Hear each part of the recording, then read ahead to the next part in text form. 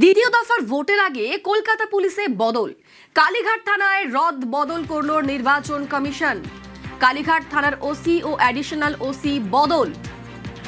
দ্বিতীয় দফার ভোটের আগে কলকাতা পুলিশে বদল, কালীঘাট থানায় রদ বদল করল নির্বাচন কমিশন। কি বদল করা হলো, আমাদের সঙ্গে রয়েছেন প্রতিনিধি অমিত জানাবে। দেখুন, নির্বাচনের আগে আবারও কলকাতা পুলিশের থানা লেভেলে অফিসার ইনচার্জ এবং অ্যাডিশনাল অফিসার ইনচার্জ অর্থাৎ ওসি অ্যাডিশনাল ওসি রদবদল করা হলো। সেক্ষেত্রে গতকাল রাতে যে অর্ডার বেরিয়েছে নির্বাচন কমিশনের তরফে, তাতে কালীঘাট থানার ওসি এবং অ্যাডিশনাল ওসি, আলিপুর থানার ওসি এবং উল্টোডাঙ্গা মহিলা থানার অফিসার ইনচার্জ পদে কিন্তু রদবদল করা হলো।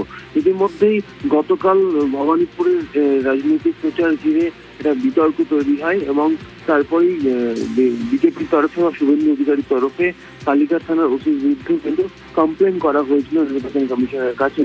এবং বিকেলের ঘটনার পরেই রাতে কিন্তু নির্বাচন কমিশনের তরফে অর্ডার বেরোয় এবং অর্ডারে দেখা যায় যে কালীঘাট থানার ওসি, অ্যাডিশনাল ওসি এবং একই সঙ্গে আলিপুর থানার ওসি তাদের রদবদল করা হলো। তোমাকে জানিয়ে রাখবো যে এই নির্বাচন কমিশন দায়িত্ব পাওয়ার পর অর্থাৎ মডেল কোড অফ কন্ডাক্ট জারি হওয়ার পর থেকে এই কালীপুর থানা এবং কালীঘাট থানায় কিন্তু এই নিয়ে 3বার এই ওসি বদল কিন্তু করা হলো। বেশ, ধন্যবাদ অমিত।